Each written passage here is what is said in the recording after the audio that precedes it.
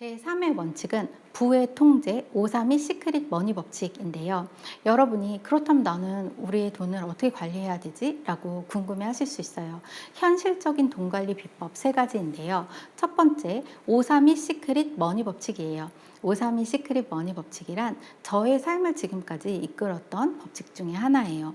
50% 정도는 저축을 하고 30% 내에서 지출을 하고 20%는 나에게 투자하라예요. 사실 50, 30, 20이라는 그 비율 자체가 중요한 건 아니에요. 예를 들어서 우리가 아이가 태어나기 전에는 50% 저축하는 것이 가능할 수도 있지만 아이가 태어나고 나면 그렇게 저축을 하지 못하게 될 수도 있고요. 30% 내에서 지출을 하려고 해도 또 우리가 자녀 교육비나 이런 여러 가지 비용으로 그렇게 하지 못할 가능성도 있어요. 그런가 하면 엄마가 되고 나서는 나를 위해서 돈을 쓴다는 것이 힘들게만 느껴질 때가 많아요. 그렇지만 큰 가이드라인이 있다면 여러분이 나의 삶에서 나의 돈을 이렇게 배분을 해야겠다라는 큰 틀을 만들 수가 있어요. 그래서 532 시크릿 머니 법칙은 여러분의 각자 상황에 맞춰서 조금씩 변형은 가능하고요. 그렇지만 여러분의 삶에 균형을 맞춰주는 법칙이라고 할 수 있어요. 50% 돈을 저축하는 통장을 저는 황금 거위 통장이라고 말씀을 드려요. 여러분에게 통장이 몇 개가 있으신가요? 지금 이 강의를 들으시고 나면 여러분에게 3개의 통장이 생겼으면 좋겠어요.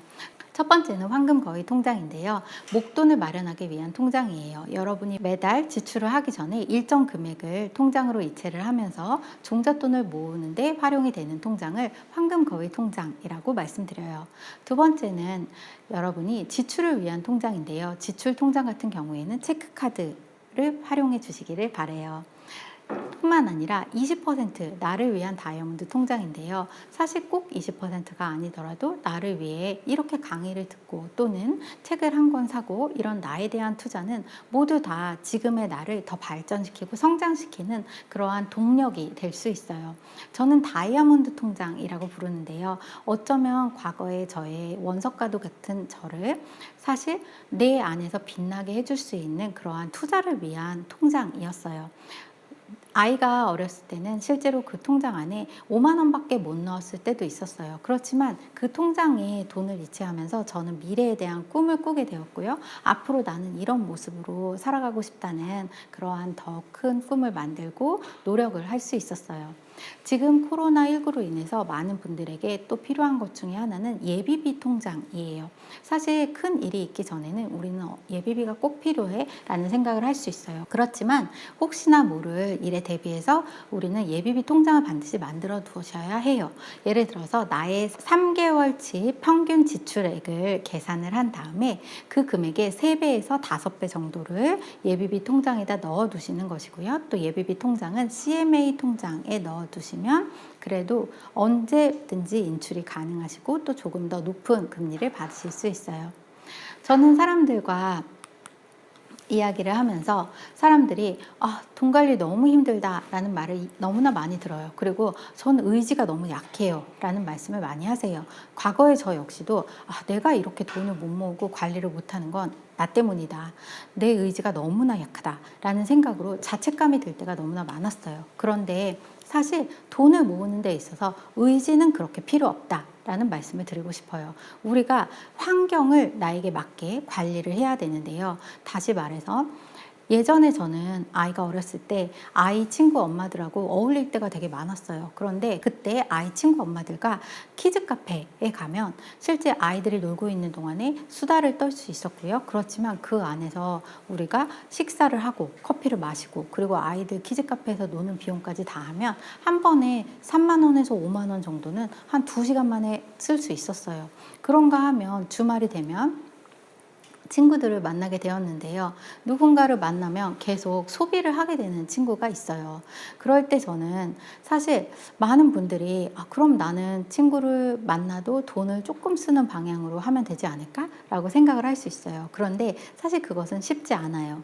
마치 이 재테크라는 것은 냉장고 안에 있는 아이스크림을 생각해 보시면 되는데요. 만약에 여러분이 진짜 좋아하는 아이스크림이 냉장고 안에 있는 거예요. 그래서 냉동실에 있는데 그걸 참고 안 먹어야 하는 하는 거죠. 그러면 어느 일정 시간 동안은 참고 안 먹을 수 있지만 시간이 지나거나 또는 우울한 날이 오거나 또는 엄청난 화가 난 날이 오거나 이렇게 되면 나도 모르게 냉동실 안에서 그 아이스크림을 먹게 되겠죠. 그런데 처음에는 한 숟갈만 먹어야지 라고 시작을 했지만 어느새 다 없어진 것을 발견하게 되는 것과 똑같아요. 그래서 저는 여러분에게 자신이 만나는 사람을 먼저 관리를 해야 하고 나의 의지를 실험하기 전에 나의 환경을 먼저 나에게 유리하게 만들어 두실 것을 권해드리고 싶어요.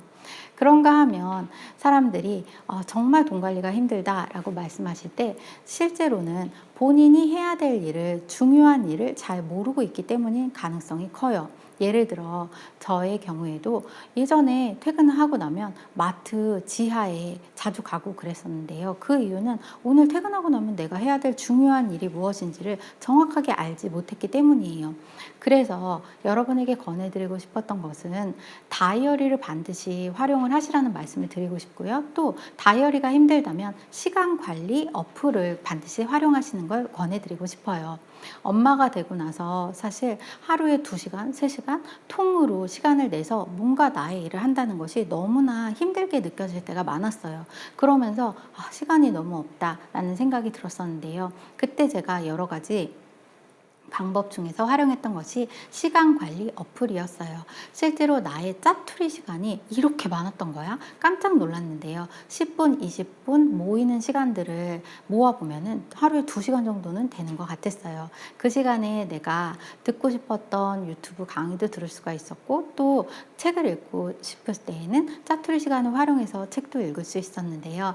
여러분이 다양한 무료로 제공되는 시간 관리 어플도 다운로드를 받으셔서 나의 돈을 관리해야겠다라고 생각하기 이전에 나의 시간을 먼저 관리한다면 충분히 이루어내실 수 있을 거라고 생각을 해요. 4번째 원칙입니다. 부의 추월차선 아바타 소득 만들기입니다. 지금까지 저의 돈 공부에 있어서 절대적인 원칙이 3가지가 있었어요. 첫째는 아바타 소득을 만든다는 것이었어요. 저는 대학교에 입학하고 나서 부터 과외나 학원 아르바이트를 시작을 했었고요. 그 이후에 사실 한 번도 쉬어본 적은 별로 없어요.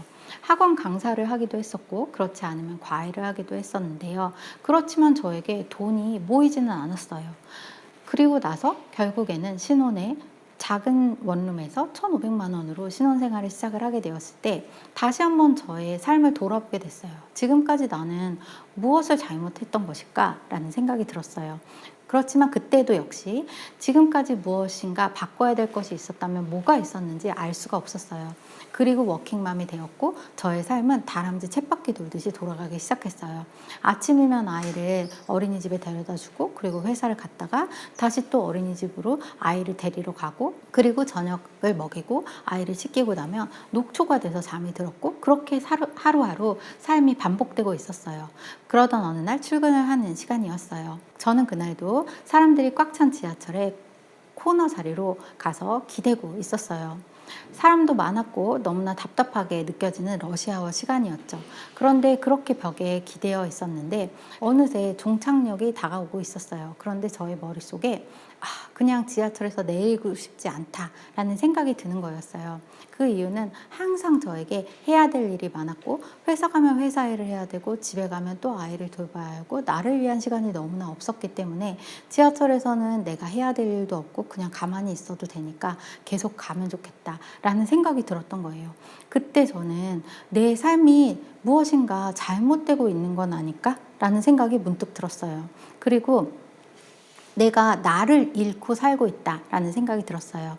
엄마의 돈 공부에 저는 나를 잃고 싶지 않아서 처음 시작한 돈 공부라고 말씀을 드렸는데요. 당시에 내가 없어지는 듯한 느낌을 받으면서 저의 머릿속에 나도 모르는 큰 충격을 받게 되었어요. 그때 제가 그렇다면 내가 무엇인가 더 다르게 바꿀 수 있는 게 뭐지? 라고 생각을 하게 되었는데 아바타라는 영화를 보게 되었어요. 아바타 영화에서는 아바타가 그 주인공 대신에 여러 가지 활동들을 수행해 주는데요. 나도 아바타 소득을 만들고 싶다라는 생각이 들었어요. 어디를 가든 아바타 소득을 어떻게 만들지? 라는 고민만 하고 있었는데 똑같이 출근을 하는 시간이었어요. 그날은 그동안 보이지 않았던 게 보이기 시작했어요. 당시에 지하철역에는 작은 스낵을 파는 부스가 있었는데요. 그 부스에는 연세가 많으신 할아버지가 계셨어요. 그 할아버지는 우유나 스낵을 매일 오전에 팔고 계셨는데요. 실제 그 부스에서 한 10걸음 정도만 걸어가면 자판기가 있었어요.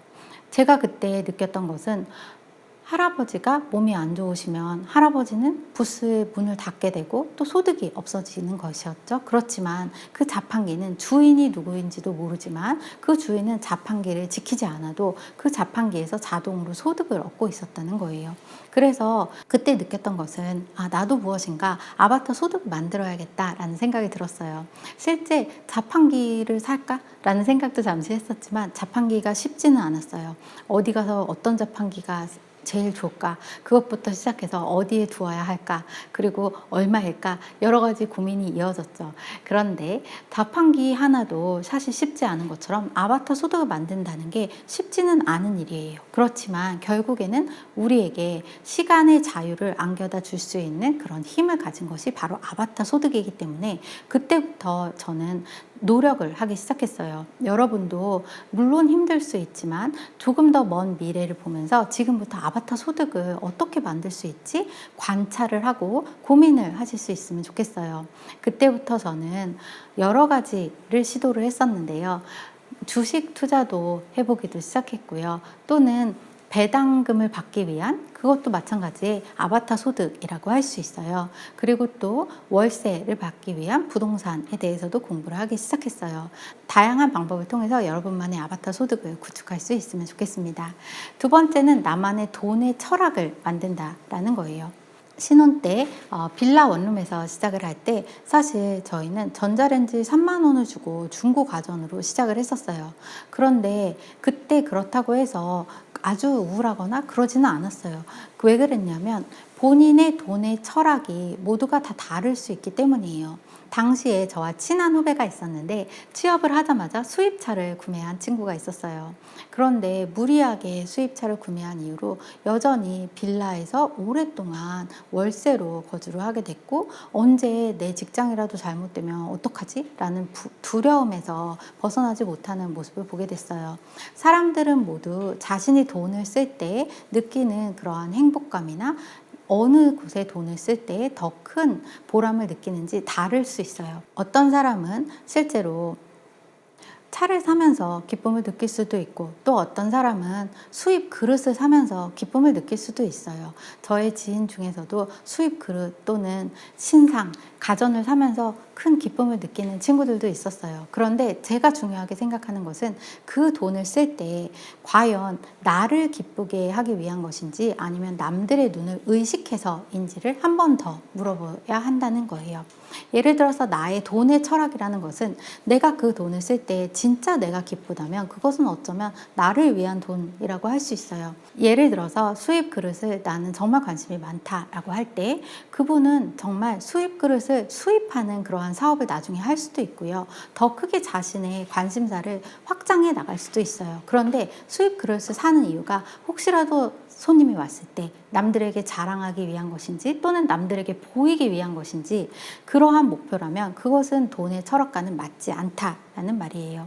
그래서 저는 여러분이 돈의 철학에 있어서는 진정으로 내가 원하는 곳에 돈을 쓰는 것이 가치가 있는 것이다 라는 것을 반드시 기억하셨으면 좋겠어요. 나만의 돈의 철학을 만들고 그 가치에 따라서 돈을 쓰게 된다면 여러분은 돈을 쓰면서도 행복을 느낄 수 있고 그것은 미래에도 더 큰 수입이나 또는 더 큰 돈으로 돌아올 수 있다라는 말씀을 드리고 싶어요.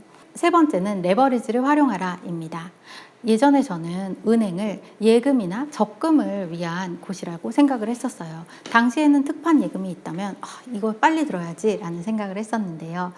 그런데 어느 순간 은행은 내가 대출을 받고 또 그 대출을 활용해서 더 큰 수익을 낼 수 있는 그런 레버리지를 활용할 수 있는 기관이라는 것을 깨닫게 되었어요. 대출은 검의 양날과도 같은데요. 다시 말해서 레버리지나 지렛대 효과는 내가 제대로 배움을 통해서 돈 공부가 된 후에 내가 이것을 활용을 하게 된다면 나에게 더 큰 수익을 가져다 줄 수 있고 그렇지 않다면 오히려 나의 돈을 뺏어가는 역할을 하게 되는 거예요. 많은 분들이 가난에서 벗어나지 못하는 이유 중에 하나는 대출은 무조건 나빠. 레버리지를 쓰는 건 나쁜 일이야. 위험한 일이야. 라고 생각을 하기 때문이에요. 그렇지만 예를 들어서 여러분이 은행에서 대출을 받고 이자를 30만 원 낸다고 해도 만약에 그 대출을 통해서 월세 소득을 만들어냈고 월세로 80만 원을 받는다라고 하면 매달 여러분에게는 50만 원이라는 돈이 더 들어오게 되겠죠. 그렇다면 그 대출은 좋은 대출일까요? 나쁜 대출일까요? 내가 좋은 대출이 더 많아질 때 나의 자산은 더 빠르게 늘어날 수 있고 나의 부를 더 빠르게 이룰 수 있다라는 것을 반드시 기억을 해 주셔야겠어요. 다섯 번째 원칙은 부의 확장, 돈이 일하게 하기입니다. 예전에 저는 어떻게 하면 돈을 많이 벌 수 있을까 고민을 하면서 오로지 나를 어떻게 하면 조금 더 일을 더 많이 하게 할 수 있을까라는 것에 관심이 온통 가 있었어요. 예를 들어서 투잡을 해볼까? 또는 어떻게 더 사업을 해볼까? 무엇인가 더 해볼까? 계속 나를 일하게 하는 것에서 초점이 맞춰 있었죠. 그런데 어느 순간 저의 관심사가 돈을 일하게 해야겠다라는 것으로 바뀌기 시작하면서 부가 확장이 되기 시작했어요. 왜냐면 나는 나 하나이지만 내가 어떠한 시스템을 만들어 놓는다면 그 돈이 일을 하면서 더 큰 시스템으로 성장하고 더 확장될 수 있기 때문이에요. 여러분이 실전 투자로 들어갈 때 두려움이 굉장히 많을 거예요. 그래서 저는 여러분에게 배움을 먼저 하시고 배움을 돈으로 바꾸는 기술을 익히라는 말씀을 드리고 싶어요. 예를 들어 내 집을 마련한다던가 또는 노후를 위해서 월세 소득을 만든다던가 또는 주식 투자를 통해서 배당금을 받는다던가 이러한 모든 소득들은 배움을 바탕으로 투자하지 않는다면 굉장히 큰 리스크를 갖고 있을 수 있어요. 예를 들어 제가 첫 집을 마련했을 때 큰 두려움이 있었고 또 마찬가지로 처음으로 저의 상가를 마련했을 때도 너무나 두려움이 컸어요. 여러분 중에서도 첫 집을 마련하거나 또는 나의 제2의 인생의 노후를 위해서 월세를 마련하고 싶은 분도 계실 것이고 또는 주식에서 배당금을 받는 여러 가지 투자에 대해서 생각하시는 분들이 있을 거예요. 그렇다면 그냥 남들이 이렇게 해야 된다라니까 나도 무조건 그냥 시작이나 해보자 라는 마음으로 시작해서는 절대 안 된다라는 말씀을 드리고 싶어요. 그때 제가 들었던 문장이 있었는데요. 준비 없이 하는 투자는 눈을 감고 활을 쏘는 것과 같다라는 말이었어요. 투자나 나의 자산을 일하게 할 때 여러분이 준비가 제대로 되어 있지 않다면 마치 눈을 감고 관역으로 활을 쏘는 것과 같다는 거예요. 그렇다면 결국 좋은 결과를 내지 못하고 나의 화살은 점점 없어지겠죠. 그래서 여러분이 내 집을 마련하실 때에도 또는 투자를 하실 때에도 반드시 필요한 여러 가지 정보들을 활용을 하셨으면 좋겠어요. 예를 들어 내 집 마련을 위해서는 교통망과 또 학군, 수요 공급에 대한 정보를 파악을 하시고 또한 그 지역의 도시 개발 플랜까지도 꼼꼼하게 점검을 하신 후에 다양한 웹사이트들이 또 활용하실 수 있는 부분들이 있으세요. 두 번째는 멘토와 동료를 통해서 배우는 것을 추천해 드리고 싶어요. 처음 제가 나의 멘토를 만들고자 했을 때에는 사실 막막하기만 했어요. 제 주변에는 오히려 저보다도 재테크에 더 관심이 없거나 오히려 빚 때문에 힘들어 하시는 분도 너무나 많았기 때문이에요. 그러면서 저는 저의 멘토를 만들기 시작했는데요. 예를 들면 독서를 통해서 다양한 분야의 전문가들을 만날 수 있었어요. 독서를 통해서 책 안에 나오는 어떤 사람이 있다면 그리고 그 사람의 철학과 또 이러한 여러 가지 투자 방법들을 통해서 여러분이 배울 수 있다면 그렇게 된다면 여러분의 자산은 더욱 빠르게 증가할 수 있을 거예요. 당시에 저에게는 부자 아빠 가난 아빠의 저자가 멘토였는데요. 저의 마음속의 멘토였기 때문에 그분이 쓴 책을 모두 읽었고요. 그리고 그분의 강의도 들으면서 실제 앞으로 나의 로드맵도 그릴 수가 있었어요. 뿐만 아니라 또 지금은 온라인 웹사이트를 통해서 다양한 정보를 접할 수 있어요. 온라인 카페나 또는 온라인 정보를 통해서 여러분이 정보를 얻으려고 할 때 무엇부터 봐야 될지 사실 막막할 거예요. 그때는 성공 사례와 실패 사례를 일주일에 한 개씩만 읽으라는 말씀을 드리고 싶어요. 저는 어떤 웹사이트에 가입을 하던 성공 사례 하나를 읽고 또 실패 사례도 읽기 시작했는데요. 실제 성공담을 적어주신 분들이 많으셨고 그 안에서 내가 나도 읽으면서 할 수 있다라는 희망이 생겼고 또 심지어는 정말 관심이 있는 성공 분야 후기 같은 경우에는 복사를 해서 제가 형광펜으로 줄을 치면서 읽기도 했어요. 그러면서 제 머릿속에는 언젠가 나도 이런 성공담을 쓸 수 있는 사람이 되고 싶다라는 나도 모르는 희망이 생기게 되었어요. 그래서 여러분이 일주일에 한 번이라도 성공담과 실패담을 통해서 간접 경험을 많이 하시고 또 여러분의 자산을 굴려가는 공부를 시작하시면 좋겠어요. 세 번째는 현금 흐름인데요. 경제적 자유를 위한 가장 중요한 것 중에 하나가 바로 현금 흐름이에요. 예를 들어 내가 일할 수 있는 시간은 한정되어 있다는 거예요. 어느 순간에는 우리는 퇴사를 준비하게 되고 또 어느 순간에는 노후를 준비해야 되는데요. 그때를 위해서는 현금 흐름이 발생될 수 있도록 자산 배치를 하는 것을 추천드리고 싶어요. 돈을 일하게 하는 방법을 내가 직장에 있을 때 그리고 내가 지금 소득이 있을 때 한 단계 한 단계 준비를 한다면 여러분이 노후가 두렵지 않을 수 있어요. 저의 지인 중에서도 은퇴를 3달 정도 앞두고 처음으로 돈 공부를 시작하신 분이 있어요. 그분은 퇴직 후의 삶이 너무나 불안했었지만 이제는 내가 현금 흐름을 만들어내면서 앞으로의 노후가 조금 더 기대된다라고 이야기를 하고 있어요. 여러분이 잘 알고 있는 짐 캐리 배우가 있어요. 짐 캐리의 어머니는 몸이 매우 아프셨고 아버지는 실직 상태였다고 해요. 실제 짐 캐리가 희극 배우가 된 이유 중에 하나는 아픈 어머니에게 웃음을 드리고 싶었고 미소를 짓게 하고 싶은 마음에서 처음 재미있는 표정을 지으면서 희극 배우의 꿈을 키우기 시작했다고 해요. 그런데 본인의 꿈은 희극 배우로 정말 유명하게 되는 것이었지만 이후에는 실직을 하게 되고 노숙자가 되기도 하고 햄버거로 끼니를 때우기까지도 했다라고 해요. 그러면서 정말 좌절감이 심했는데요. 그러던 어느 날 짐 캐리가 헐리우드의 언덕에 올라가서 본인에게 백지수표로 $10,000,000의 개런티를 받는 배우가 되겠다고 그 백지수표에 $10,000,000를 본인이 서명을 하게 돼요. 그리고 5년 후에는 $20,000,000를 받는 배우가 되었어요. 여러분에게도 어쩌면 지금 이 순간 아픈 가족이 있으실 수도 있고요. 또는 코로나19가 너무나 장기화되고 심해지면서 실직 위기를 겪게 되신 분도 있을 수 있어요. 그런가 하면 경제적으로 어려운 상황을 부딪히고 있는 분도 있을 수 있어요. 사실 종잣돈 1억 또는 1,000만 원도 누군가에게는 너무나 큰 돈일 수 있어요.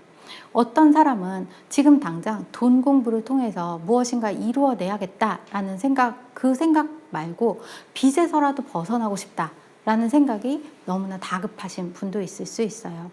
저는 잘 알고 있어요. 왜냐하면 과거에 제가 그랬기 때문이에요.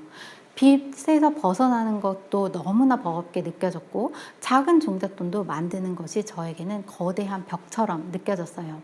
작게 시작했고 도와주는 사람이 없었고 또 꿈을 꾸기 힘들었던 순간들이 있었어요. 그렇지만 제가 하루에 30분씩 돈에 대해서 공부를 하기 시작했고 그러면서 저의 삶을 조금씩 바꿀 수 있었어요. 여러분이 오늘 강의에 부의 원칙 5가지를 말씀을 드렸지만 그러한 것을 모두 다 잊는다고 해도 단 한 가지만 이것만 기억을 해주셨으면 좋겠어요.